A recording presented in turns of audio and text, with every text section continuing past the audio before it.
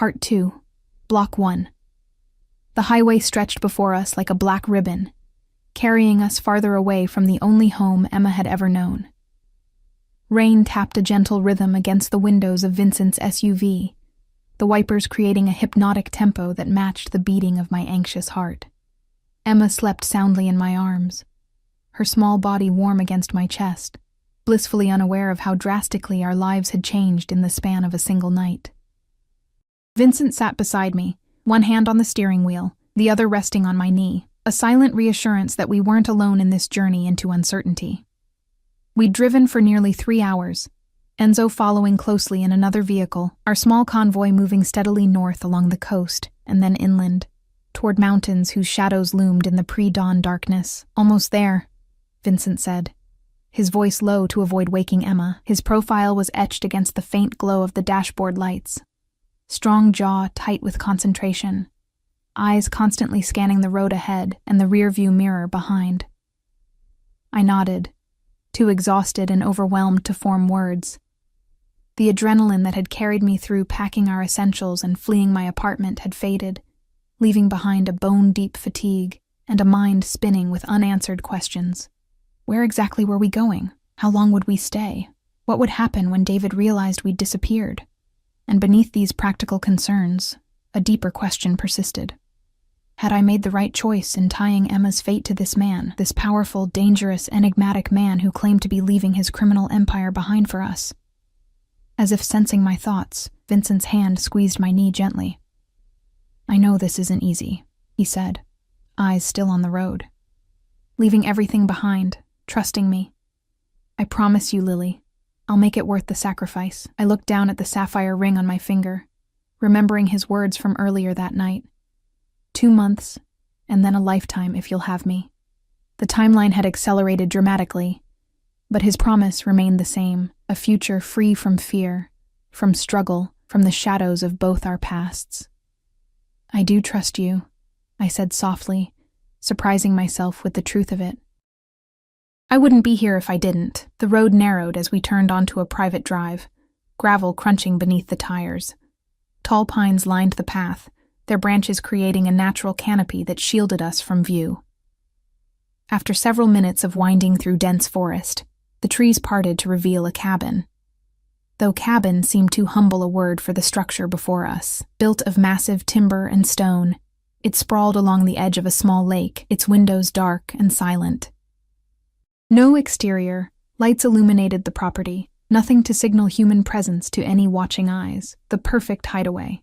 "My grandfather built this place," Vincent said as he parked near a side entrance, "before the family business became what it eventually did. No one knows about it except Maria, and now Enzo. It's not in my name, not connected to any of my known properties."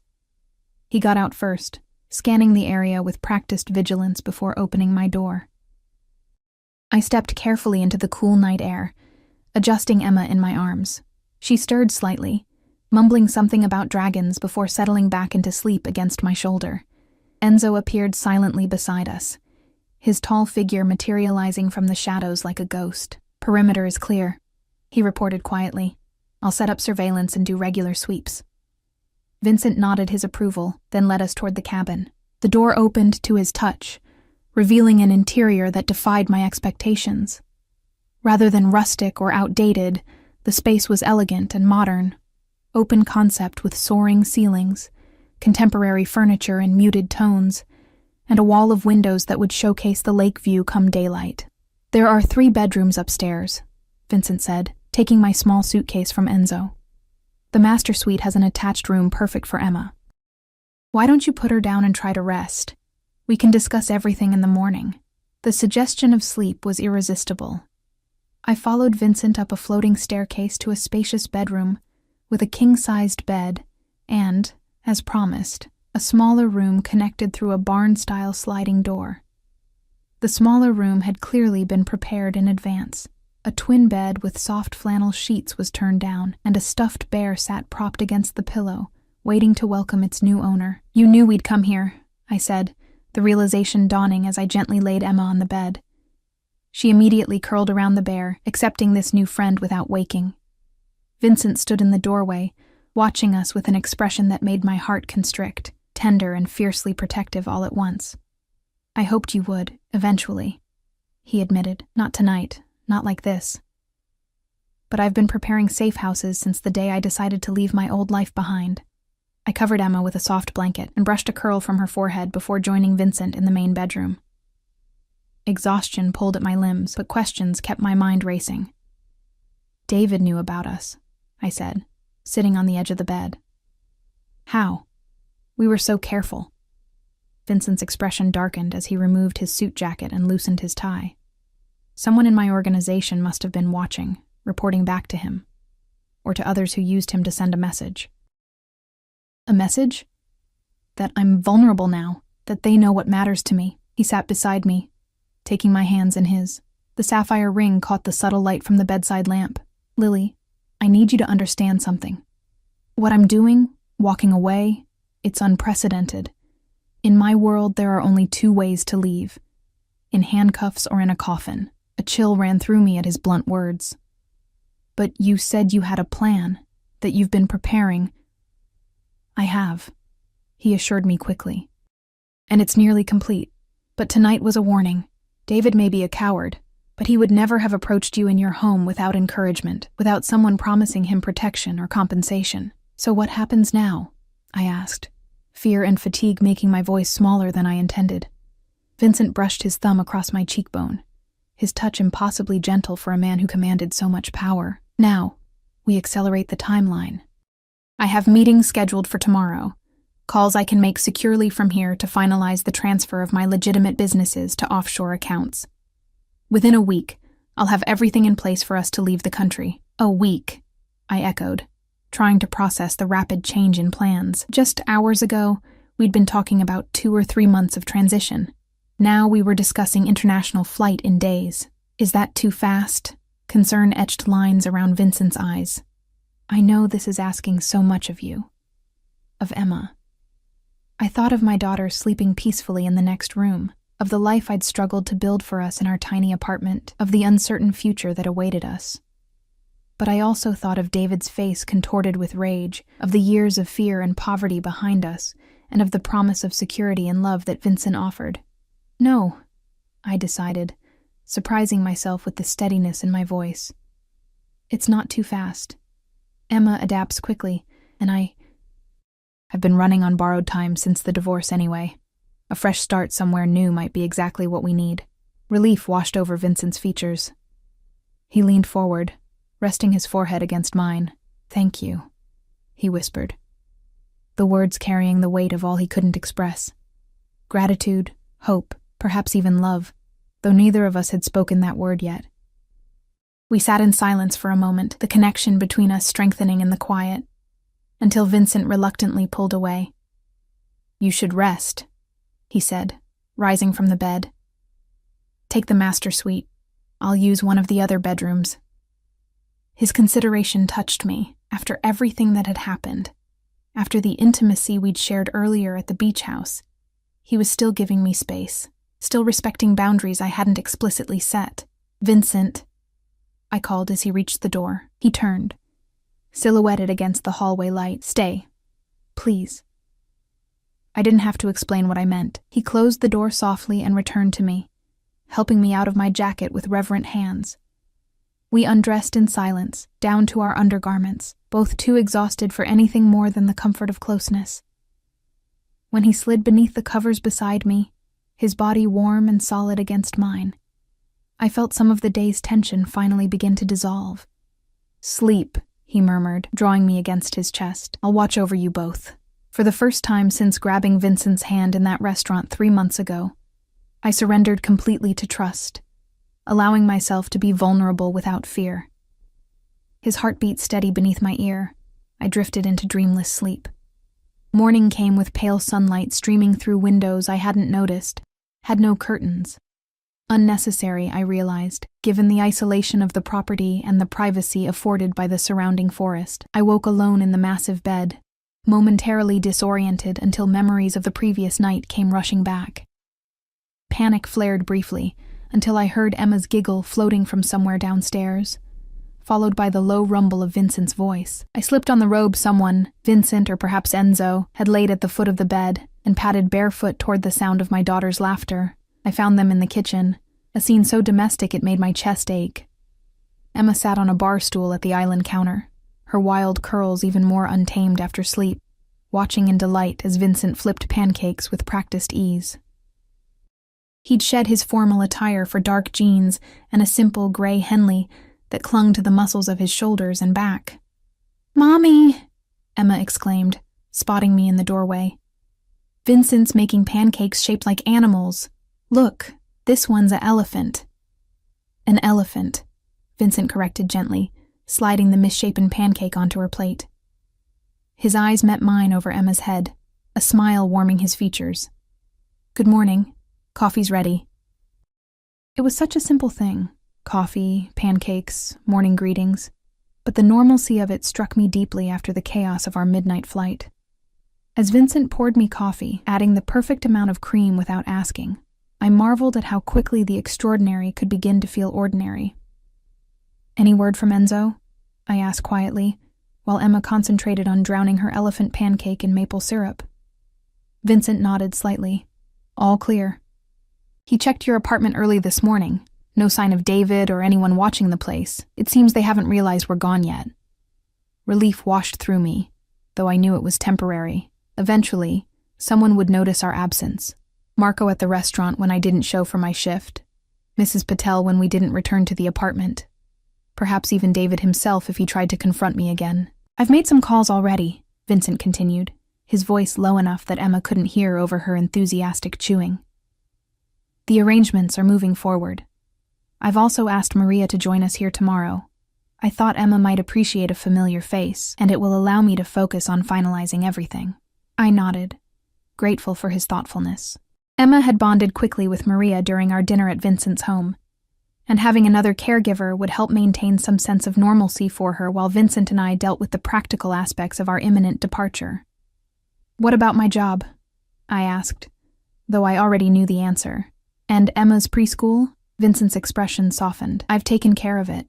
An email has been sent to your manager explaining a family emergency requiring immediate leave. As for Emma's school, we can notify them today if you'd like, or simply let the absence speak for itself." It struck me then how final this all was. We weren't just hiding temporarily. We were severing all ties to our former lives. No 2 weeks' notice, no proper goodbyes. Just a clean break and a new beginning. "It feels strange," I admitted, watching Emma happily demolish her breakfast, oblivious to the significance of this morning. Walking away from everything. Even though there wasn't much to walk away from, Vincent set down his coffee and took my hand, his thumb brushing over the sapphire ring. "What we're building will be worth it, Lily. I promise you that." The conviction in his voice steadied me, reminding me why I'd chosen this path. Before I could respond, Emma piped up, her face sticky with syrup. "Can we explore outside? I want to see the lake." Vincent's serious expression melted into a smile. "Of course, Piccola. But first, let's clean that face, As Vincent helped Emma wash up, I wandered to the wall of windows overlooking the lake. The view was breathtaking. Crystal clear water reflecting the surrounding pines and the blue sky above. A small dock extending into the gentle waves. In another life, this would be a vacation paradise. Now, it was our sanctuary, our temporary haven, before we left everything behind. I pressed my palm against the cool glass, the sapphire catching the morning light. 1 week to prepare for a completely new life. 1 week to say goodbye to the person I had been and embrace whoever I would become. Not just Lily Cooper, struggling single mother, but someone new. Someone who stood beside Vincent Russo as he too transformed into something different than what he had been. "Penny for your thoughts?" Vincent asked, coming to stand beside me. Emma had disappeared, presumably to get dressed for our lakeside exploration. "I was just thinking about new beginnings," I said, turning to face him, "and how sometimes the thing that seems the most frightening can also be the most freeing." He tucked a strand of hair behind my ear, his eyes searching mine. "Are you frightened, Lily?" I considered the question honestly. "Yes," I admitted. "But not of you. Of the unknown." Of what happens if this doesn't work, if we can't outrun your past or mine. We won't need to outrun anything, Vincent said with quiet confidence. We're not just running away, we're moving toward something neither of us has had before, a life of our own choosing, not dictated by circumstances or obligations. His words resonated deep within me, touching on a longing I'd barely acknowledged even to myself, the desire for agency, for the freedom to shape my own future rather than merely surviving each day. I want that, I whispered. For Emma. For myself. For us. Vincent's eyes darkened with an emotion I was beginning to recognize, one that mirrored what I felt growing in my own heart. He leaned down, his lips meeting mine in a kiss that spoke of promise and possibility, gentler than our embrace at the beach house, but no less meaningful. Then let's make it happen, he said when we parted, his forehead resting against mine. Together. Emma's footsteps thundered down the stairs, breaking the moment. Ready? She announced, appearing in a mismatched outfit of purple leggings and a yellow t-shirt, her beloved stuffed rabbit clutched in one arm. Vincent laughed, the sound warming me from within. So I see, he said, offering her his hand. Shall we explore our kingdom, princess? Emma took his hand without hesitation, then reached for mine with her free one, creating a chain of connection between the three of us. As we stepped outside into the crisp morning air, Emma swinging between us with delighted giggles, I felt something I hadn't experienced in years. The simple joy of belonging, of being part of something whole, whatever dangers lay ahead, whatever challenges we might face in building our new life. In this moment, I knew with absolute certainty that I had made the right choice in grabbing Vincent Russo's hand. Not just that first night in the restaurant, but every day since. The next 3 days passed in a strange bubble of domesticity, a calm before the storm we all knew was brewing. Emma took to cabin life with the resilient adaptability of childhood, delighting in exploring the lakeside, collecting pine cones, and feeding the family of ducks that visited our dock each morning. To her, this was simply an unexpected vacation, an adventure with her mother and the man who had somehow, without my noticing the exact moment it happened, become a fixture in her small world. Maria arrived as promised, bringing with her suitcases of children's books, art supplies, and educational games that transformed one corner of the great room into Emma's personal domain. My daughter flourished under her gentle attention, soaking up Italian phrases and stories of Vincent's childhood with equal enthusiasm. Vincent himself was a study in contrasts, tender and playful with Emma one moment, then slipping away to conduct tense phone conversations in rapid Italian the next. I caught glimpses of the man he must be in his other life, commanding, resolute, occasionally frightening in his intensity. Yet each time he returned to us, that hardness would melt away, replaced by the man who taught Emma how to skip stones across the lake's surface, and who held me close each night, as if I might disappear by morning. On the 4th day, everything changed. I woke before dawn to find Vincent already dressed, standing by the window with his phone pressed to his ear. The tension in his shoulders told me everything I needed to know, even before he turned to face me. "They've found David," he said without preamble, his voice carefully controlled, "in his apartment. He's dead." The words hit me like a physical blow, stealing the air from my lungs. David, my ex-husband, my tormentor, the father of my child, dead. I sank onto the edge of the bed, trying to process the implications. How? I managed to ask, though part of me didn't want to know the answer. Vincent crossed the room to kneel before me, taking my trembling hands in his, made to look like suicide. Pills, alcohol, a note. His eyes held mine steadily. "Lily, I need you to hear me carefully. I did not order this." I searched his face, looking for any sign of deception, any hint that he was protecting me from a darker truth. All I found was grim sincerity. "Then who?" I whispered, though I already suspected the answer. "The same people who used him to send me a message," Vincent replied, his jaw tight with barely controlled anger. "They're escalating, making it clear that anyone connected to me is a target." Fear clutched at my throat, not for myself, but for Emma. "Are we in danger here?" "No," Vincent said firmly. No one knows about this place. Enzo has secured the perimeter, and Maria's brother arrives today with additional security. We're safe for now. He squeezed my hands gently. But this changes our timeline again. We need to leave the country within 48 hours. 48 hours, I repeated, my mind racing. What about Emma? What do I tell her about David? Vincent's expression softened. Nothing for now. She's barely mentioned him since we left. When she's older, when she asks questions, we'll find the right words then. He was right, of course. Emma hadn't seen her father in months before our hasty departure, his presence in her life inconsistent at best. The emotional fallout of explaining his death would far outweigh any closure it might provide her 4-year-old mind. The police, I said suddenly, a new worry surfacing. They'll investigate. They'll want to talk to me, as his ex-wife. It's being handled, Vincent assured me, though the phrase sent a chill through me. My contacts in the department will ensure your name is kept out of the investigation. The narrative will focus on David's financial troubles, his drinking. No connection to us. The efficiency with which Vincent could manipulate even this situation should have disturbed me more than it did. Instead, I felt a guilty relief that Emma and I would be spared the trauma of police interviews and newspaper headlines. Where will we go? I asked, changing the subject to something more manageable, something I could actually control. Vincent stood, pulling me gently to my feet. I own a villa in southern Italy. Remote, beautiful, completely secure. We'll start there. Stay until I'm certain no one is looking for us. Then move on to wherever you and Emma would be happiest. The idea of Italy, of sun-drenched landscapes and ancient cities so different from the only home I'd ever known, was both exhilarating and terrifying. What about language, work, Emma's education? A small smile touched Vincent's lips.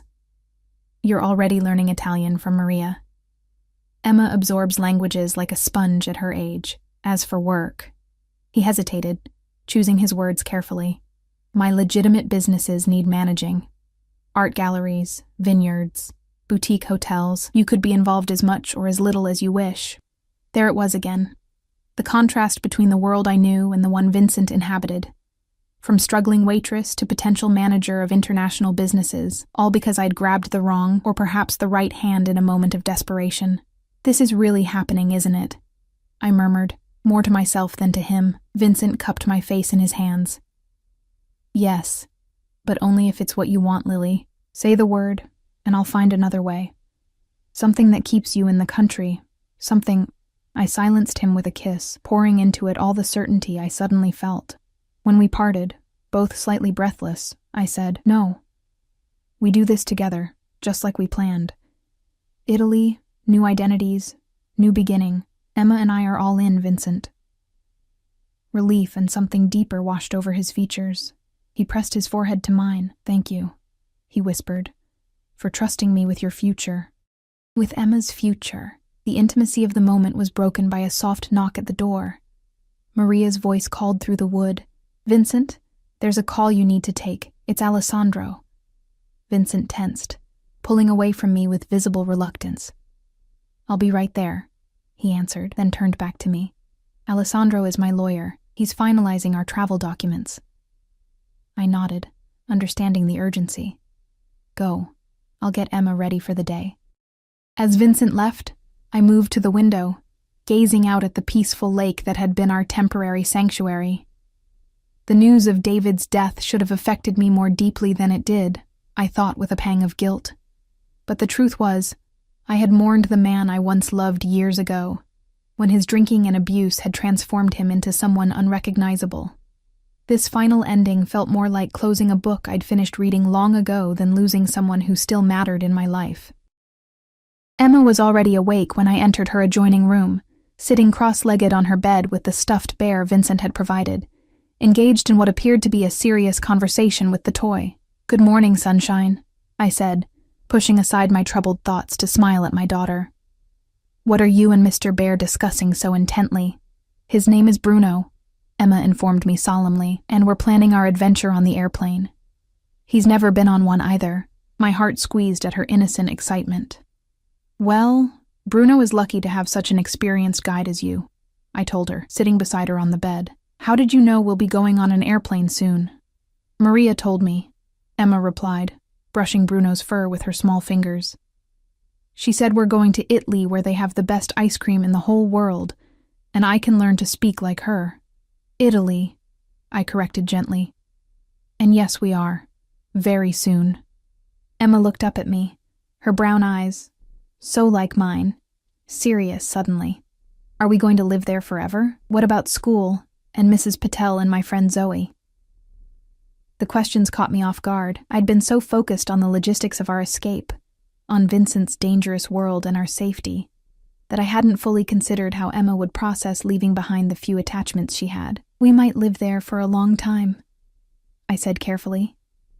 And you'll go to a new school with new friends. We can write letters to Mrs. Patel and Zoe, and maybe someday they can visit us. Emma considered this, her small face scrunched in thought. Will Vincent live with us too? Another question I wasn't entirely prepared for. Vincent and I hadn't explicitly discussed living arrangements, though the assumption seemed to be that we would be together. But how to explain this new relationship to a child who had only known her father's sporadic, often frightening presence? Yes, I said finally. Vincent will be with us. Is that okay with you? Emma nodded, surprising me with her certainty. He makes good pancakes, and he doesn't shout like Daddy did. And he looks at you like the princes look at the princesses in my books. Out of the mouths of babes, I swallowed the sudden lump in my throat. Amazed at my daughter's perception. You're right, I said softly. He does make very good pancakes. This seemed to settle the matter for Emma, who hopped off the bed, Bruno clutched to her chest. Can I wear my purple dress today, the one with the pockets? I want to collect more rocks for our trip. Of course, I said, grateful for the resilience of children, for their ability to accept change as long as they felt secure in the love surrounding them. Downstairs, the atmosphere had shifted noticeably. Enzo stood near the front entrance, speaking in low tones with a man I hadn't seen before. Presumably Maria's brother, judging by their similar features. Vincent was pacing the length of the great room, phone pressed to his ear, his expression thunderous. Maria intercepted me at the bottom of the stairs, gently taking Emma's hand. Good morning, Tesoro, she said warmly to my daughter. Shall we find your purple dress and then make some special Italian breakfast? Emma went with her happily, leaving me to approach Vincent as he ended his call with a terse, Capisco, fallo. What's wrong? I asked quietly, noting the tension radiating from him. Vincent ran a hand through his hair, a rare gesture of frustration. The police found a connection, not to us directly, but to one of my businesses. David apparently had a receipt from Bellissimo in his pocket, dated the night you first met me. My stomach dropped. That can't be coincidence. No, Vincent agreed grimly. It's another message. Another move in this game they're playing. What does it mean for our plans? Vincent's expression softened as he looked at me, visibly making an effort to control his anger for my sake. It means we move tonight instead of tomorrow. Alessandro has expedited everything. New passports, travel documents, transfer of funds. The plane will be ready at a private airfield at midnight. Tonight? The word came out in a whisper. Despite knowing our departure was imminent, the sudden acceleration sent a wave of panic through me. But Emma's things, our clothes, everything you need will be waiting for us in Italy, Vincent assured me, taking my hands in his. And anything of sentimental value can be shipped later, when it's safe. I nodded, trying to calm my racing heart. What about your business? The transition you've been working on? A shadow crossed Vincent's face. Not as complete as I'd hoped, but the essential parts are done. My second-in-command, Franco, will handle the remaining transfers. The legitimate businesses are already separated from the other activities, which is what matters most. The careful way he referred to his criminal enterprises still struck me as strange. A linguistic dance around the reality of the power he wielded, the lines he had crossed. Yet here he was, systematically dismantling that empire, all for the chance at a normal life with Emma and me. Who's trying to stop you? I asked suddenly. Who killed David and left that receipt? Vincent's jaw tightened. I have suspicions. There are 3 families who would see my departure as an opportunity to seize territory, contracts. But the method, using David, the psychological warfare, that points to someone specific. Who? He hesitated, clearly reluctant to draw me deeper into his world. My former mentor, Salvatore Ricci. He practically raised me after my father died, groomed me to take over certain operations. He wouldn't take my retirement as merely a business decision. He'd see it as personal betrayal. The name meant nothing to me, but the way Vincent spoke it, with a mixture of respect and wariness, told me everything I needed to know about the threat this man posed. "Will he follow us to Italy?" I asked, voicing my deepest fear. "No," Vincent said with conviction. "His power is here, his network limited to North America. Once we're across the Atlantic, we'll be beyond his reach." I wanted desperately to believe him, to trust that this nightmare would end once we boarded that plane. But a nagging doubt persisted. If he's as powerful as you say, couldn't he just send someone? Vincent's eyes met mine, and for the first time since I'd known him, I saw a flicker of vulnerability. He could try, but I've spent my entire adult life building contingencies, creating fail-safes. The villa in Italy isn't just beautiful, Lily. It's a fortress. And I have allies there who owe me their lives, people who have no connection to Salvatore. He drew me close, his arms encircling me in a protective embrace. "I won't let anything happen to you or Emma," he murmured against my hair. "I would die before I let anyone harm you." I believed him. Despite every rational argument against trusting a man with his history, I believed in the fierce protectiveness I felt in his embrace, in the tenderness I'd witnessed between him and Emma, in the vulnerability he showed only to me. "Then we leave tonight," I said, drawing back to meet his gaze. New names, new life. Relief washed over Vincent's features. He brushed his lips against mine, a feather-light touch that somehow carried more weight than our most passionate kisses. "Thank you," he whispered. The rest of the day passed in a flurry of controlled activity. Maria helped Emma pack her favorite toys and books into a small backpack, turning the process into a game to maintain the illusion of adventure rather than escape. Enzo and his team swept the property repeatedly, checking and rechecking security measures. Vincent disappeared into his makeshift office for hours, emerging only occasionally to reassure me with a touch or brief update. I found myself standing by the lake as sunset painted the water in shades of gold and crimson, trying to absorb the beauty of this place we'd barely had time to know. The sapphire ring on my finger caught the dying light, reminding me of Vincent's promise. Not just of security or protection, but of love. A love I hadn't been looking for, hadn't believed I deserved after the disaster of my marriage to David. "Penny for your thoughts?" Vincent's voice came from behind me, echoing the question he'd asked days earlier. I turned to find him watching me, his tall figure silhouetted against the fading light. He'd changed into dark travel clothes, jeans, a black sweater, sturdy boots, practical attire that somehow only enhanced his natural elegance. "I was just thinking about how strange life is," I replied, offering him a small smile. 3 months ago, I was a waitress living paycheck to paycheck, trying to stay invisible.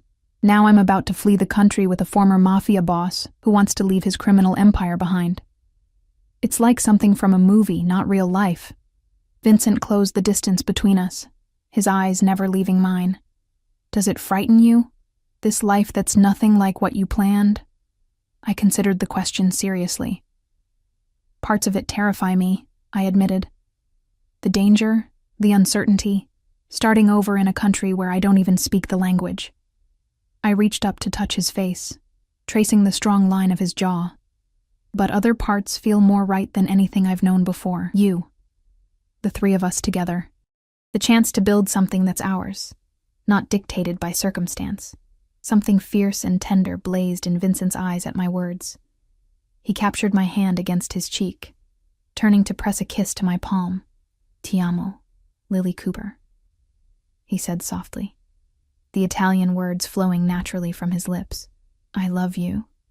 I should have said it sooner, but I wanted to be sure you knew it wasn't about possession or control. It's about choice. My choice to love you, your choice to accept that love or not." The declaration, so simple yet so profound, stole my breath. In all the chaos and planning, the fear and anticipation, we had never spoken those words, though they had been building between us since that first night at the restaurant. "I love you too," I whispered, the truth of it resonating through my entire being. Not because you saved me, or because you can give Emma and me a better life. I love you for who you are beneath everything else. The man who makes pancakes shaped like elephants, who listens when I speak as if every word matters, who looks at my daughter like she's a miracle. Vincent drew me into his arms, his kiss deep and consuming, a physical manifestation of the promises we'd just exchanged. When we finally parted, both breathless, the sun had set completely, leaving us in the gathering darkness. "It's time," he said softly. "Enzo's prepared the cars. Maria will drive separately with Emma's things." Reality crashed back, the momentary bubble of love and connection giving way to the urgency of our situation. "I'll get Emma," I said, reluctantly pulling away from his embrace. As I turned to go, Vincent caught my hand once more.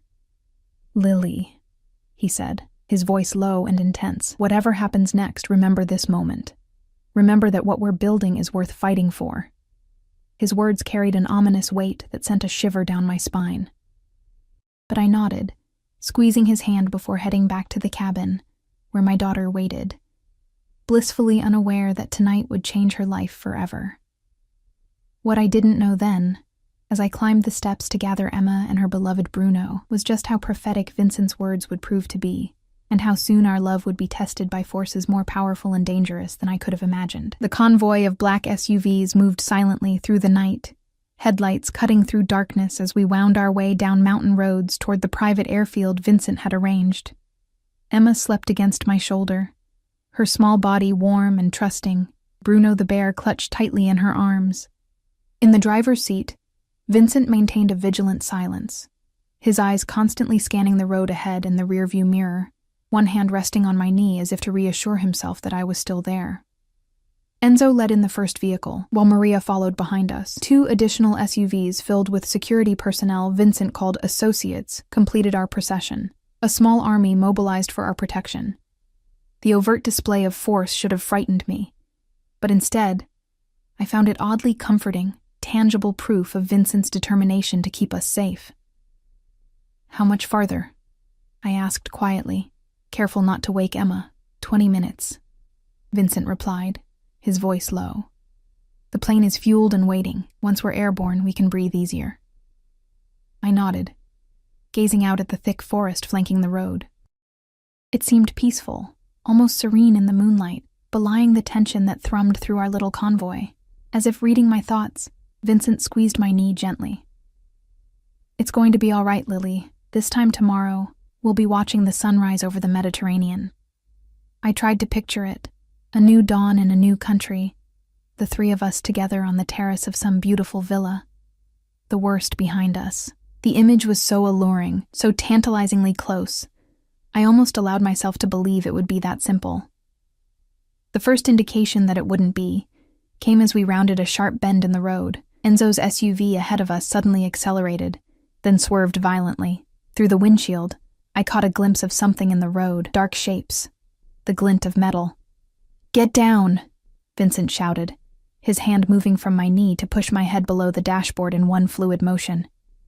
The SUV lurched as he slammed on the brakes, then swerved to avoid colliding with Enzo's now-stopped vehicle. The sound of gunfire shattered the night, sharp staccato bursts that sent panic surging through me. Emma woke with a startled cry, and I pulled her down to the floor of the back seat, shielding her body with mine. "Stay down," Vincent commanded, his voice transformed, hard, authoritative, the voice of a man accustomed to being obeyed in moments of crisis. He reached beneath his seat and pulled out a handgun, the metal gleaming dully in the darkness. "Vincent!" Fear strangled my voice as I clutched Emma, who had begun to sob against my chest. "It's an ambush," he said grimly, his eyes meeting mine briefly in the rearview mirror. "Salvatore's men. They must have been tracking us, waiting for us to leave the cabin." His gaze softened momentarily. "I'm sorry, Lily. Stay with Emma. No matter what happens, don't move unless I tell you to." Before I could respond, he was out of the vehicle, keeping low as he made his way toward Enzo's SUV. Through the windows, I could see dark figures moving among the trees, the muzzle flashes of their weapons illuminating the night in brief, terrifying bursts. Emma's small body trembled against mine, her sobs quieter now but no less heartbreaking. "Mommy, I'm scared," she whimpered. "What's happening? Where's Vincent?" "It's going to be okay, baby," I whispered, stroking her hair, trying to keep my voice steady despite the terror clawing at my throat. "Vincent and Enzo are taking care of it. We just need to stay very quiet and still, like we're playing hide and seek." The comparison seemed to register with her 4-year-old mind, and she nodded against my chest, her little hands clutching Bruno even tighter. I could feel her hot tears soaking through my shirt, and rage surged through me. Rage that my child was being subjected to this violence, that our chance at happiness was being threatened by men whose names I didn't even know. Outside, the gunfire intensified, then abruptly ceased. The sudden silence was almost more terrifying than the chaos that had preceded it. I strained to see through the windows, desperate for a glimpse of Vincent, for any sign that he was still alive. The driver's door was yanked open, and I nearly screamed until Vincent's face came into view. There was blood on his cheek, whether his or someone else's I couldn't tell, and his eyes burned with a cold fury I'd never witnessed before. "We need to move," he said tersely. "Now. Leave everything except Emma." I didn't question him, just gathered my daughter in my arms and followed his outstretched hand to exit the vehicle. Outside, the scene was something from a nightmare. Enzo's SUV had bullet holes riddling its side, and dark shapes lay motionless on the road.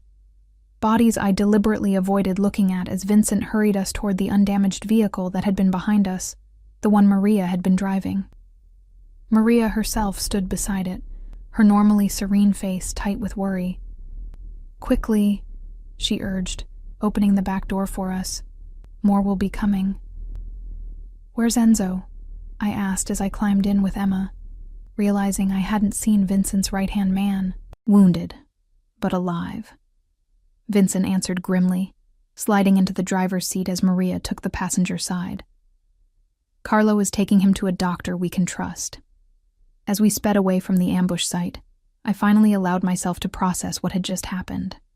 Men had died, had been killed, possibly by Vincent himself, in defense of us.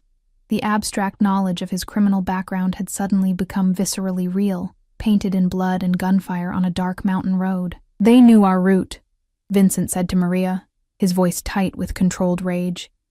"The only people who knew the exact route were in those cars." Maria's response was in rapid Italian, too quick for me to catch with my limited vocabulary, but I understood the implications. Someone had betrayed us, someone close enough to know our plans. I held Emma close as she drifted back to sleep, exhausted by fear and tears. Over her head, my eyes met Vincent's in the rearview mirror. "What now?" I asked softly. "We can't risk the airfield," he replied. "It will be watched. We need to disappear until I can arrange another extraction." "Disappear where? If Salvatore found us at the cabin?" "Not all of my properties are known, even to my closest associates," Vincent cut in. "There's a place on the coast. It belonged to my mother's family, not connected to the Russo name at all." The drive seemed endless, winding through back roads and small towns I'd never seen before. Emma slept fitfully in my arms, occasionally whimpering in dreams I feared were now populated by gunfire and shouting. Dawn was breaking by the time we reached our destination, a modest house perched on the edge of a cliff overlooking the ocean, isolated and unassuming compared to Vincent's other properties I'd seen. "It's not what you're used to," he said almost apologetically as he helped us from the car, taking Emma's sleeping form from my tired arms. "But it's defensible and untraceable." The house was indeed simpler than the mansion or lakeside cabin, a single-story structure with weathered shingles and salt-stained windows. Inside, however, it was surprisingly cozy, with comfortable furniture draped in dust covers and walls lined with bookshelves. "My mother brought me here as a child," Vincent explained as he laid Emma on a sofa Maria had quickly prepared with fresh linens, before my father's business consumed our lives. No one in the organization knows about it. Not even Enzo. The mention of Enzo brought back the image of the bullet-riddled SUV, the dark shapes on the road. "Will he be all right?" I asked, sinking into an armchair, sudden exhaustion making my limbs leaden. Vincent's expression tightened. The bullet caught him in the shoulder. "Carlo will get him proper treatment." He knelt before me, taking my hands in his. "Lily, I need to know. Are you and Emma all right? Not physically, but... He trailed off, his eyes searching mine for signs of the shock and horror he clearly expected to find. I considered the question seriously. The events of the night should have left me traumatized, desperate to flee not just Salvatore's men but Vincent himself. Yet what I felt was something altogether different. A cold, clear anger that anyone would try to harm my daughter, to steal the future we were building. We're alive, I said finally.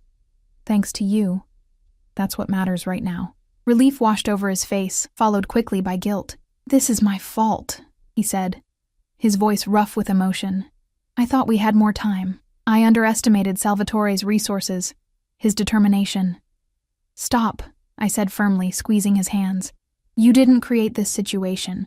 You're trying to leave it behind. If anything, I'm the one who complicated things by grabbing your hand that night, by bringing Emma into your life. Vincent shook his head vehemently. Never think that.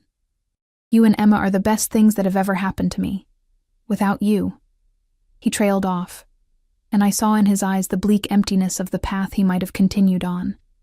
Powerful but alone, feared but never loved. Maria appeared in the doorway, her quiet presence a reminder that we weren't entirely alone in this crisis. I've prepared the main bedroom for Lily and Emma, she said. And there's hot water for washing. You both should rest while you can. Vincent nodded gratefully to his sister. Thank you, Maria. I need to make some calls. Try to find out how they tracked us. The bedroom Maria had prepared was simply furnished but comfortable, with a large bed that would easily accommodate Emma and me, and windows that opened to the sound of waves crashing against the cliffs below. I washed Emma's tear-streaked face with a warm cloth, changed her into a clean nightgown Maria had somehow managed to bring from the cabin, and tucked her into bed without waking her fully. Only then, in the dim light of early morning with my daughter safely asleep, did I allow myself a moment of weakness. I sat on the edge of the bathtub in the adjoining bathroom, hands shaking as delayed shock set in. Men had died tonight. Bullets had flown past the car where my child slept. Vincent had transformed before my eyes from the man who made animal-shaped pancakes to someone capable of deadly violence. And yet, when I examined my feelings honestly, I found no desire to run from him, no regret for the path I'd chosen. What I felt instead was a fierce determination that matched his own, a resolve to protect what we had found together, no matter the cost. A soft knock at the bathroom door pulled me from my thoughts. I opened it to find Vincent standing there, his face freshly washed, the blood gone from his cheek revealing a shallow cut beneath. You should rest, he said softly, his eyes taking in my exhausted state. I can watch over things for a while. Have you found anything? I asked, gesturing for him to enter the small bathroom so we wouldn't wake Emma with our conversation. Vincent leaned against the sink, running a hand through his hair in that now familiar gesture of frustration. Nothing definitive. Carlo got Enzo to the doctor safely, but Enzo was in no condition to provide details. 2 of our security team didn't make it. His voice was flat, controlled, but I could sense the grief and rage beneath the surface. I'm sorry, I said, meaning it. These were his men, people who had dedicated their lives to his service. Vincent nodded once, acknowledging my sympathy. The betrayal had to come from someone close. The route, the timing, it was too perfect. Ooh, could it have been Enzo? I asked hesitantly, remembering Vincent's earlier comment that not even his right-hand man knew about this coastal house. Vincent's eyes hardened. No. Enzo has been with me since we were teenagers. He's taken bullets for me before tonight. If he wanted me dead, he's had 1,000 better opportunities. I nodded, accepting his certainty. Then who? I have suspicions, he replied grimly. Franco has been restless lately, ambitious. And he stands to gain the most from my departure, or my death. Franco, the second-in-command Vincent had mentioned earlier, the one handling the remaining business transfers. The betrayal made a horrible kind of sense. What do we do now? I asked, suddenly aware that I was including myself in Vincent's strategic planning, that somewhere in the chaos of the night, I had fully committed to facing this threat alongside him, rather than as a passive victim. Vincent seemed to notice the shift too. his expression softening as he looked at me. We wait. Maria's brother is bringing secure communications equipment. Once it's here, I can contact Alessandro directly, arrange new transport. Within 48 hours, we should be able to leave safely. And in the meantime, we rest, we plan, and we keep Emma's world as normal as possible. He reached out, tucking a strand of hair behind my ear with gentle fingers. Go lie down with her. I'll keep watch. I caught his hand, pressing it to my cheek. You need rest too, I said softly. When was the last time you slept? A faint smile touched his lips. I'll rest when you're both safe in Italy. Vincent. I fixed him with a stern look learned from years of motherhood. You can't protect us if you're collapsing from exhaustion. Lie down with us. Just for a few hours. Something vulnerable flickered in his eyes. Gratitude, perhaps, for the simple human concern I was showing. After a moment's hesitation, he nodded. A few hours, he conceded. Maria will wake us if there's any sign of trouble. We slipped quietly into bed, Emma between us like a small, warm barrier. In sleep, her face was peaceful again, free from the fear that had contorted it during the ambush. Vincent watched her for a long moment, his expression unreadable, before meeting my gaze over her curly head. I never thought I'd have this, he whispered, so quietly I almost didn't hear him. A family. Someone to protect who isn't bound by fear or obligation. Is that what we are? I asked, equally soft. A family? Vincent's hand found mine atop the covers, our fingers intertwining. If you want us to be, he said, uncertainty making him look suddenly younger, more vulnerable than I'd ever seen him. When this is over, when we're safe, I want to make it official. To be Emma's father in every way that matters. To be your husband, if you'll have me. The proposal, coming after a night of violence and fear, should have seemed absurd. Instead, it felt like the most natural progression imaginable, acknowledgement of the bond that had formed between us since that first desperate moment in the restaurant. Yes, I said simply, the word carrying the weight of all I couldn't articulate. My love, my trust, my absolute certainty that despite everything, Vincent Russo was the man I wanted to build a life with. Relief and joy washed over his face, followed quickly by fierce determination. Then I swear to you, Lily Cooper, we will get through this. We will have our new beginning. I believed him. Despite the danger surrounding us, despite the enemies still hunting us, I believed in the future Vincent promised. With that certainty warming me, I drifted into exhausted sleep, my hand still entwined with his above our sleeping daughter. I woke to late afternoon sunlight streaming through the windows and the smell of coffee drifting from the kitchen. Emma's side of the bed was empty, but I could hear her high, clear voice chattering away, punctuated by Maria's gentle responses. Vincent was gone as well, though the indent of his head on the pillow suggested he'd slept longer than he'd initially planned. After washing and changing into clothes Maria had thoughtfully laid out, simple jeans and a sweater that somehow fit perfectly, I followed the voices to the kitchen. The scene that greeted me was so domestic, so normal. It momentarily made me forget the danger lurking beyond our sanctuary. Emma sat at the kitchen table, her face smeared with something chocolatey as she worked intently on what appeared to be a drawing. Maria stood at the stove, stirring something that smelled deliciously of tomatoes and herbs. And Vincent, my heart constricted at the sight of him, sat across from Emma, his own piece of paper covered in careful lines, as he demonstrated some kind of art technique to my enraptured daughter. He looked up as I entered, his face lighting with a smile that transformed him from the hard, dangerous man of last night into someone else entirely, someone who belonged in this cozy kitchen, teaching a little girl how to draw. "Mommy!" Emma exclaimed, holding up her artwork. "Look, Vincent is teaching me how to draw the ocean, and Maria made hot chocolate with real chocolate, not the powder kind." "I can see that," I laughed, wiping a smudge from her cheek. "On the paper and on your face." Vincent rose to pull out a chair for me, dropping a kiss on the top of my head as I sat, a casual gesture of affection that felt both new and perfectly natural. "She's a quick learner," he said proudly, as if Emma's artistic abilities somehow reflected on him, inherited her mother's eye for detail.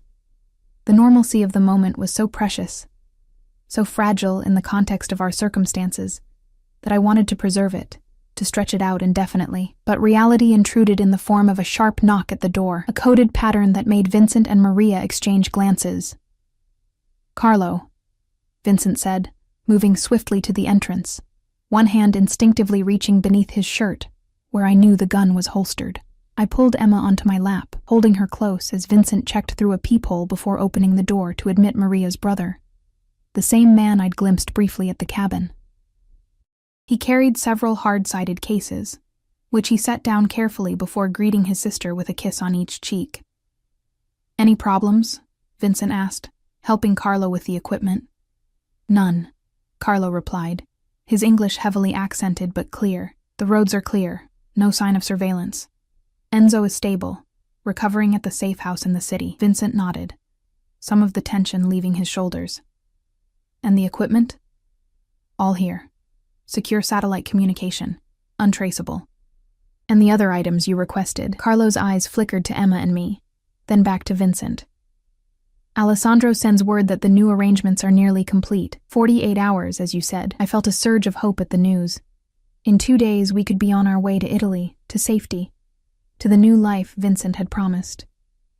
The night's horrors seemed suddenly distant, a nightmare fading in the warm light of possibility. But as Vincent and Carlo set up the communications equipment in what appeared to be a small study off the main living area, I couldn't shake the feeling that we were merely in the eye of the storm, that the worst was yet to come. Later, after Emma had been tucked into bed with Bruno and a story from Maria, I found Vincent on the cliffside patio, staring out at the darkening ocean. The wind ruffled his hair, and in profile against the setting sun, he looked like something carved from stone, beautiful and unyielding. "Carlo's gone?" I asked, coming to stand beside him at the railing. Vincent nodded. "Back to the city to coordinate with Alessandro and check on Enzo." He turned to me, his eyes serious in the fading light. "The new arrangements are set. A different airfield, a different route. We leave at dawn the day after tomorrow." "And then Italy?" I slipped my hand into his, needing the connection. "Then Italy," he confirmed, squeezing my fingers. "The villa is being prepared as we speak. New identities, new papers, everything we need to start over." I leaned into his side, drawing strength from his solid presence. "Do you really think we can do it? Just walk away from everything? Leave it all behind?" Vincent was quiet for a long moment, his gaze returning to the horizon where stars were beginning to appear above the darkening water. "Yes," he said finally, with a certainty that soothed my doubts. "It won't be easy. There will be adjustments, challenges we can't foresee, but yes, Lily, we can build a new life, together." He turned fully toward me then, taking both my hands in his. "Last night, in the bedroom, you said yes to my proposal. Did you mean it? Or was it the aftermath of everything we'd been through? The fear and adrenaline talking?" The vulnerability in his question touched me deeply. This powerful man who commanded empires and inspired both fear and loyalty still doubted whether I truly wanted him, still worried that my acceptance was born of circumstance rather than choice. "I meant it," I said firmly, meeting his gaze without hesitation. "I want to marry you, Vincent. Not because of what you can provide or protect us from, but because of who you are, who you're choosing to become, for Emma and for me." Relief washed over his features, followed by something deeper, more intense. "When we reach Italy," he said, his voice husky with emotion, "when we're safe, I'll give you the wedding you deserve. Something beautiful, something worthy of you." I smiled, touched by his romantic vision, but also aware of the practicalities. "I don't need anything elaborate, just you, me, Emma, and whoever else matters to us. The important thing is making it official, making us a real family." Vincent pulled me into his arms, his embrace warm against the cool ocean breeze. "A family," he repeated, wonder in his voice. Something I never thought I'd have. As we stood there on the cliff's edge, the future stretched before us like the darkening ocean, vast and unknown but full of possibility. In 48 hours, we would leave this coast for another, trading one ocean for a distant sea, and despite the dangers still lurking, the enemies still hunting us, I found myself filled with a quiet certainty that we would make it. that the life Vincent and I envisioned together was within our reach. What I didn't yet understand was just how high a price we would have to pay to claim it. The 48 hours that followed passed in a strange limbo of domesticity and vigilance. By day, we maintained a facade of normalcy for Emma's sake. Walks along the private stretch of beach below the cliffs, drawing lessons with Vincent, Italian vocabulary taught patiently by Maria. But at night, when Emma slept soundly in our shared bedroom, the adults gathered around secure satellite phones and maps, planning our escape with the precision of a military operation. On the morning of our departure, I woke before dawn to find Vincent already up, standing at the bedroom window. The faint gray light of approaching sunrise outlined his silhouette, strong and steady as he kept watch over the sleeping world. "Everything ready?" I whispered, careful not to wake Emma. Vincent turned, his face softened by the dim light. "Yes. Carlo arrived an hour ago. The cars are prepared. The route secured. Alessandro has confirmed the plane is waiting." He crossed to sit on the edge of the bed, reaching out to brush a strand of hair from my face. "By tonight, we'll be in Italy." The certainty in his voice eased the knot of anxiety that had lived in my chest since the ambush. I leaned into his touch, drawing strength from his confidence. "I should wake Emma," I said, glancing at our daughter's sleeping form. "Get her ready." Vincent shook his head slightly. "Let her sleep a little longer." Carlo brought breakfast. "Come eat something before the journey." In the kitchen, Maria was already preparing coffee, the rich aroma filling the small space. Carlo stood by the window, his posture alert as he scanned the landscape outside. The tension in the room was palpable despite the mundane activity of breakfast preparation. "Any word from Enzo?" I asked, accepting a cup of coffee from Maria with a grateful smile. "He's stable," Vincent replied, his voice low. "Still recovering, but out of danger. He'll join us in Italy once he's well enough to travel." I nodded, relieved that the loyal man who had taken a bullet protecting us would recover. "And Franco? Any confirmation it was him who betrayed us?" Vincent's expression hardened. "Yes. Alessandro's sources confirmed he met with Salvatore 2 days before the ambush. He's been dealt with." The flat finality in those 4 words sent a chill through me despite the warm coffee in my hands. I didn't ask for details, didn't want to know exactly what "dealt with" entailed. It was a stark reminder of the world Vincent came from, the power he still wielded even as he sought to leave it behind. "The others?" I asked instead. "Salvatore and his men? Still searching, but looking in the wrong places," Carlo answered, his eyes never leaving the window. "The false trail is working. They believe you're heading west, toward the Canadian border." Vincent nodded in satisfaction. "By the time they realize their mistake, we'll be over the Atlantic." The plan seemed solid, every contingency addressed, every weakness accounted for. Yet as I sipped my coffee, watching the sky lighten outside, I couldn't shake the feeling that we were missing something, that fate had one more twist in store before allowing us our happy ending. An hour later, Emma was awake and dressed, excited about the big airplane adventure ahead. She chatted happily with Bruno the bear as I packed her backpack with snacks and small toys to keep her occupied during the flight.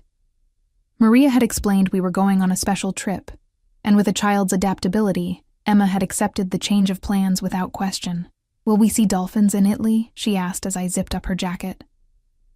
"Italy," I corrected gently. "And yes, I think we might. The villa where we'll be staying is right by the sea. And Vincent will live with us? And Maria, too?" I smiled, touched by her eager inclusion of the 2 people who had so quickly become essential parts of our lives. "Yes, Vincent will live with us. He's going to be part of our family now. Maria will visit often, but she has her own home." Emma considered this, her small face serious. "Like a daddy? Vincent will be like my daddy?" The question caught me off guard, though it shouldn't have. Despite her young age, Emma understood family structures, knew from books and friends that most families had mothers and fathers. David had been absent for so much of her life that she had no real attachment to him as a father figure, no grief for his loss. "Yes," I said softly, kneeling to look into her eyes. "Vincent wants to be your daddy. Would you like that?" Her enthusiastic nod and bright smile were answer enough, warming my heart as I helped her with her shoes. Whatever dangers lay ahead, whatever challenges our unconventional family might face, Emma's simple acceptance was a powerful affirmation of the choice I'd made. The convoy that would take us to the airfield was more modest than our previous attempt. Just 2 vehicles instead of 5, a deliberate strategy to attract less attention. Vincent, Emma, and I would travel in the lead car with Carlo driving, while Maria and a single security guard would follow in the second vehicle, creating the appearance of a family outing rather than a high-security transport. As we loaded the few possessions we were taking, Vincent pulled me aside, pressing a small box into my hand. "Open it later, on the plane," he murmured, brushing a kiss against my temple. "When we're safely in the air." The weight and size suggested jewelry, perhaps a proper engagement ring to replace the sapphire that currently adorned my finger, not that I needed anything more elaborate. Before I could respond, Carlo signaled it was time to leave, and the moment passed in the flurry of final preparations. Emma chattered happily as we drove, pointing out interesting shapes in the clouds and asking endless questions about Italy. Vincent answered each one patiently, his hand resting on my knee in what had become a familiar gesture of connection. The normalcy of the scene, a father figure entertaining a curious child, a family embarking on an adventure, was so beautifully ordinary that I could almost forget the extraordinary circumstances that had brought us together. The coastal road wound along cliffs and through small fishing villages, deliberately avoiding major highways where cameras or informants might spot us. The sun climbed higher, burning away the morning mist and revealing a perfect blue sky. A good omen, I decided, for our new beginning. We were midway through our journey when Carlo suddenly tensed, his eyes fixed on the rearview mirror. "We're being followed," he said quietly, his voice carefully neutral so as not to alarm Emma. Vincent turned slightly, his casual posture belied by the alertness in his eyes. "How many? How far back?" "Single vehicle, black sedan." Keeping consistent distance for the last 10 minutes, I instinctively pulled Emma closer, though she remained blissfully oblivious, singing softly to Bruno about the adventures awaiting them in Italy. "Options?" Vincent asked, his voice calm despite the sudden tension. Carlo considered for a moment. "Next village. Narrow streets, market day, we can lose them there. Switch to the contingency vehicle." Vincent nodded once, then reached for the secure phone to alert Maria in the car behind us. The brief conversation in Italian was too quick for me to follow, but I understood enough to know they were implementing one of the backup plans we had discussed. "Lily." Vincent turned to me, his eyes serious but steady. "We're going to make a brief stop in the village ahead. Carlo will create a diversion while we transfer to another vehicle Maria has arranged. It will only take minutes." I nodded, maintaining a calm facade for Emma's sake, while fear churned beneath. "Should I tell her anything?" "Just that we're stopping for a treat," Vincent suggested, his voice gentle. "Keep it simple." When we entered the village a few minutes later, it was indeed bustling with market activity, stalls lining the narrow streets, locals and tourists mingling in the sunny square. Carlo navigated expertly through the crowded lanes before pulling into a small alleyway behind what appeared to be a bakery. Maria's car continued past, maintaining the illusion that we were still in the lead vehicle. As we quickly exited, I spotted a nondescript white van waiting at the end of the alley, its engine running. "Ice cream, Mommy?" Emma asked hopefully, noticing the gelato shop across the square. "Not right now, sweetheart," I said, forcing a cheerful tone. "We need to change cars first, and then maybe we can have a treat on the plane." Vincent scooped Emma into his arms, moving swiftly but without the kind of haste that might attract attention. "What flavor would you like when we get to Italy?" he asked, masterfully distracting her as we crossed to the waiting van. "They make the best pistachio gelato in the world there." Emma launched into an earnest debate about ice cream flavors, allowing us to complete the transfer without her noticing anything amiss. Once inside the van, with Vincent beside me and Emma secure between us, I released the breath I'd been holding. Carlo remained behind, tasked with leading our pursuers away from our actual route, a dangerous assignment that he had volunteered for without hesitation. The new driver, a silent man Maria introduced simply as Paolo, pulled away smoothly, taking us through a maze of back streets before rejoining the coastal road several miles from where we'd left it. "Will they follow Carlo?" I asked Vincent quietly as Emma became absorbed in a picture book Maria had produced from her bag. "Most likely," he replied, his voice pitched low. "The car is identical to this one from the outside. and Carlo knows how to keep them occupied without endangering himself. I nodded, choosing to believe this reassurance despite the worry gnawing at me. How much farther to the airfield? An hour, perhaps less with Paolo driving. Vincent's hand found mine, squeezing gently. We're going to make it, Lily. I promise you that. The remainder of the journey passed in tense silence among the adults, though Emma remained cheerfully oblivious, eventually dozing off against Vincent's side. Bruno clutched to her chest. Vincent kept one arm around her protectively, while his free hand maintained contact with mine, a lifeline in the sea of uncertainty. When we finally arrived at the airfield, a small private facility with minimal staff, the relief was palpable. A sleek jet waited on the tarmac, its engines already warming up for departure. Alessandro himself stood at the bottom of the boarding stairs, his elegant appearance incongruous against the utilitarian surroundings. Vincent, he greeted with formal warmth as we approached. The papers are complete. Everything is prepared. Vincent clasped the lawyer's hand firmly. Any complications? None. The pilot has filed a flight plan for a private party returning to Rome after a fishing holiday. Immigration has been handled. You'll be met in Italy by trusted associates. As Vincent and Alessandro finalized details, Maria helped me gather our few belongings and guide a sleepy Emma toward the plane. The interior was luxurious, but understated.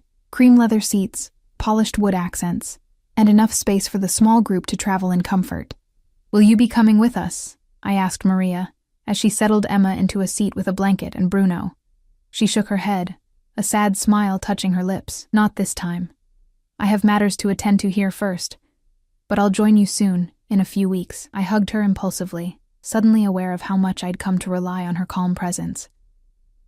Thank you. For everything. Take care of him, she said softly. My brother has never allowed himself happiness before. He doesn't quite know how to accept it yet. Before I could respond, Vincent and Alessandro boarded, the latter carrying a briefcase handcuffed to his wrist. Our new identities and financial documents, I presumed, were cleared for immediate takeoff, Vincent announced, his expression lighter than I'd seen in days. Alessandro will accompany us to Rome to handle any final legal matters. As the plane began to taxi, I gazed out the window at the American coastline, the country that had been my only home now receding into the distance.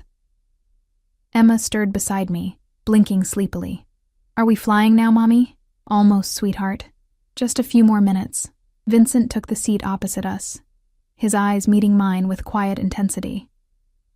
Once we're in the air, he said softly, we're beyond their reach. Salvatore's influence doesn't extend to Italy. I nodded, allowing myself to believe that safety was finally within our grasp. The plane gathered speed, the force of acceleration pressing us back against our seats as we lifted into the clear blue sky. Leaving behind the danger and darkness of Vincent's former life, Emma squealed in delight at the sensation of flight, her first time on any aircraft, momentarily distracting me from my thoughts.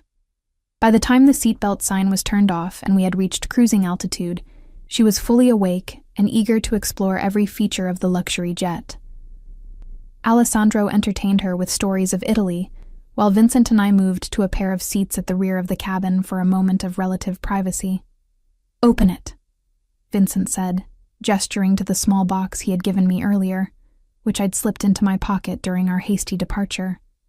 With slightly trembling fingers, I lifted the lid to reveal not a ring, as I'd expected, but a delicate gold locket on a fine chain.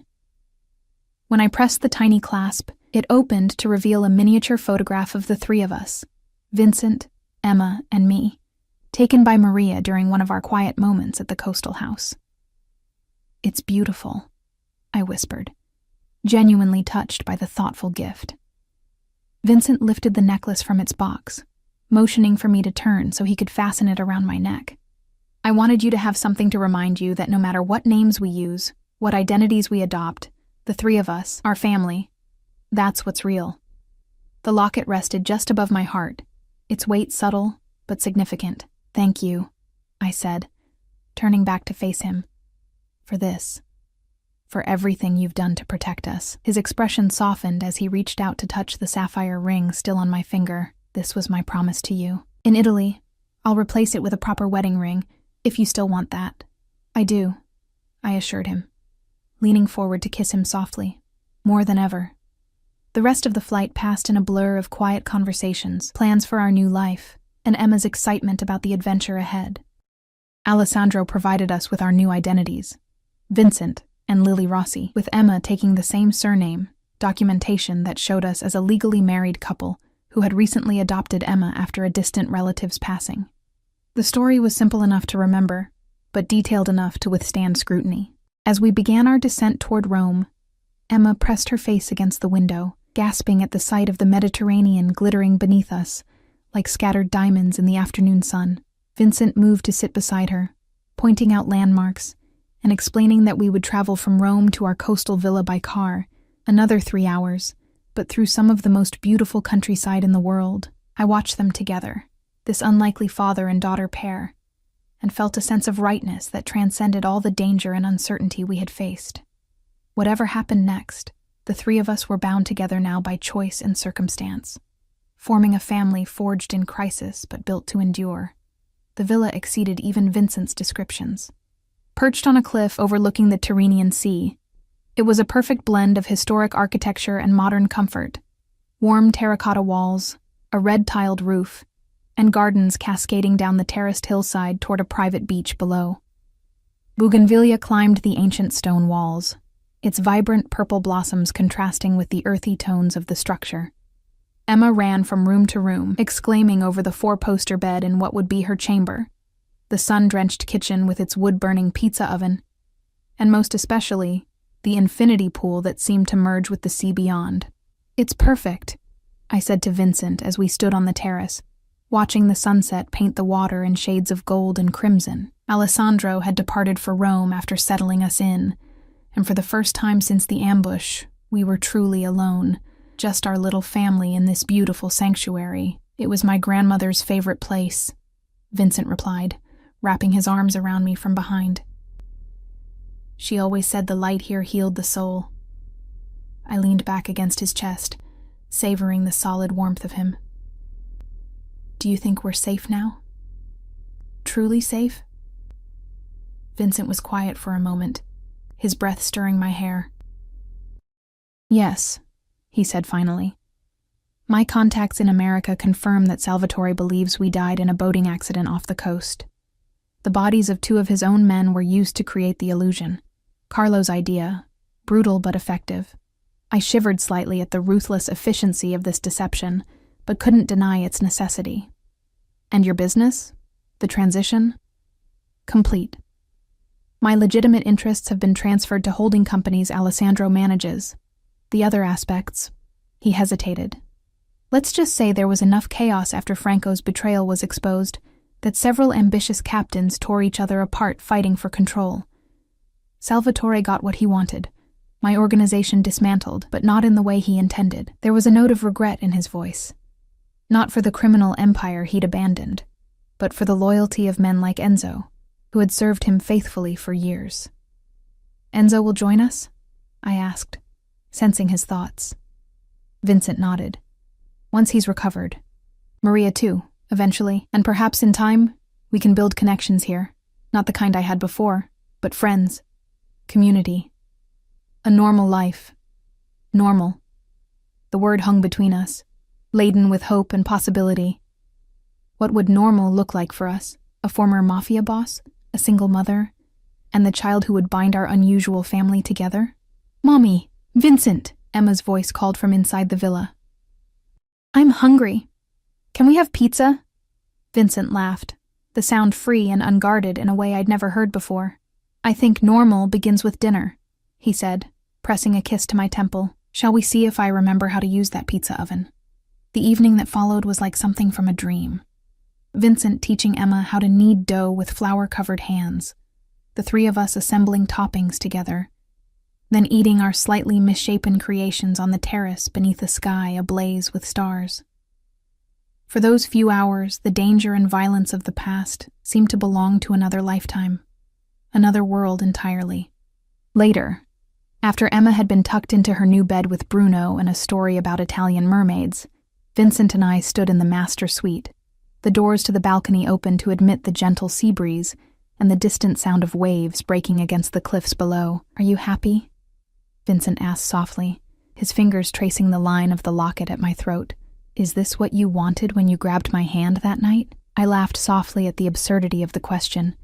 I didn't want anything that night except to avoid my ex-husband. I certainly wasn't looking for a mafia boss to fall in love with. Former mafia boss, he corrected with a small smile. Former mafia boss, I agreed, reaching up to touch his face, tracing the line of his jaw. And no, this isn't what I wanted then. I couldn't have imagined this, any of this. But now, I stepped closer, eliminating the space between us. Now, I can't imagine wanting anything else. Vincent's arms encircled me, drawing me against the solid warmth of his chest. I love you, Lily Cooper. Or rather, Lily Rossi now. I love you too, Vincent Russo. I mean, Rossi. Our lips met in a kiss that held all the promise of our new beginning. Tender yet passionate. Familiar yet thrilling in its possibilities. As Vincent lifted me onto the bed, I surrendered to the moment. To the man who had transformed from stranger to savior to beloved in the span of 3 extraordinary months. Later, lying in his arms with the moonlight streaming through the open balcony doors, I thought about the strange twists of fate that had led us here. A desperate grab for a stranger's hand that had changed everything. If I hadn't been working that night, if David hadn't appeared, if I'd chosen a different man to approach. The cascade of coincidences seemed too perfect, too deliberate to be mere chance. What are you thinking about? Vincent murmured, his fingers tracing lazy patterns on my bare shoulder. Destiny, I replied honestly. Do you believe in it? He was quiet for a moment, considering. I didn't used to. In my former life, I believed we made our own fate through strength and cunning. His arms tightened around me. But now, after finding you and Emma, perhaps there are forces at work beyond our understanding. I smiled in the darkness, pressing closer to him. Well, destiny or chance, I'm grateful. For all of it. Even the difficult parts. As am I, Vincent whispered, his lips brushing my forehead. Now sleep, amore mio. Tomorrow we begin our new life in earnest. Secure in his embrace, I drifted toward sleep, the last of my fears finally dissolving in the certainty of our shared future. Whatever challenges might come, we would face them together, Vincent, Emma, and I. A family created by one desperate moment of connection that had somehow blossomed into love against all odds. 5 years later, Mama, Papa, look what I found. Emma's voice carried across the garden where Vincent and I sat beneath the shade of an ancient olive tree. At 9 years old, she was all long limbs and wild curls, her skin tanned golden from the Italian sun. Her English now flavored with the musical cadence of Italian that she spoke as fluently as her native tongue. Vincent looked up from the financial reports he'd been reviewing, the legitimate business empire he now managed with a skill that had made us not just comfortable, but wealthy, beyond anything I'd imagined when I was a struggling waitress. What treasure have you discovered, Piccola? Emma ran toward us, carefully cradling something in her cupped hands. A baby turtle. Can I keep it, please? I exchanged an amused glance with Vincent, who now easily embodied the role of doting father. Let me see, he said, setting aside his papers to examine Emma's find. Ah, this is a special kind of turtle. It needs the sea to survive. Emma's face fell momentarily before brightening with a new idea. Then we can take him to the beach. I'll build him a special pool in the rocks. An excellent plan, Vincent agreed solemnly. After lunch, perhaps? This compromise satisfied Emma, who carefully placed her turtle in a bucket of water before skipping off to wash her hands for the meal Maria was preparing in the kitchen. At 60, Vincent's sister had settled permanently into the guest house on our property, her presence a beloved constant in our unconventional family. She's growing up too fast, I sighed, watching our daughter disappear into the villa. Vincent reached for my hand, his thumb brushing over the gold wedding band that had replaced the sapphire 3 years earlier, when we'd formalized our marriage in a small ceremony on this very terrace. They tend to do that, he said with a smile, but we have time. We did have time. Something I'd once thought was a luxury beyond my reach. The years since our escape had been peaceful, our lives gradually expanding to include trusted friends in the local community, business associates of Vincent's legitimate enterprises, and even Enzo, who had recovered from his wounds to become our property manager and unofficial security consultant. The shadow of Vincent's former life had never completely disappeared. There were still nights when he woke from nightmares I couldn't share. Still moments when a sudden sound would trigger a vigilance that spoke of dangers long past, but those episodes had grown rarer with each passing year. The man who had once commanded fear and respect, now more comfortable in his role as husband, father, and respected businessman. As for me, I had found my own path in this new world, managing a small art gallery in the nearby town, using the degree in art history I'd finally completed through online courses. The shy, vulnerable woman who had grabbed a stranger's hand in desperate fear seemed like someone I'd known in another lifetime. A character in a story I might tell someday, when Emma was old enough to understand the remarkable journey that had brought us here. "What are you thinking about?" Vincent asked, echoing the question he'd asked that first night in the villa 5 years ago. I smiled, leaning against his shoulder as we watched the waves breaking on the beach below. I was thinking about destiny again, about how sometimes the worst moments in our lives can lead us to the best ones. Vincent nodded, his arm slipping around my waist to draw me closer. "Like grabbing a stranger's hand?" "Exactly like that," I agreed, turning to press a kiss to his jaw, now softened with the subtle lines that 5 years of peace and happiness had etched there. "Best mistake I ever made." His laughter joined with mine, carried away by the Mediterranean breeze that had become as familiar as the sound of Emma's footsteps, racing across the terracotta tiles, as beloved as the feeling of Vincent's arms around me each night. In that perfect moment, with my family gathered in the home we had created together, I knew with absolute certainty that I had found what I'd never dared to hope for on that fateful night at Bellissimo. Not just safety or security, but true belonging. A hand reached out in desperation had somehow led me home,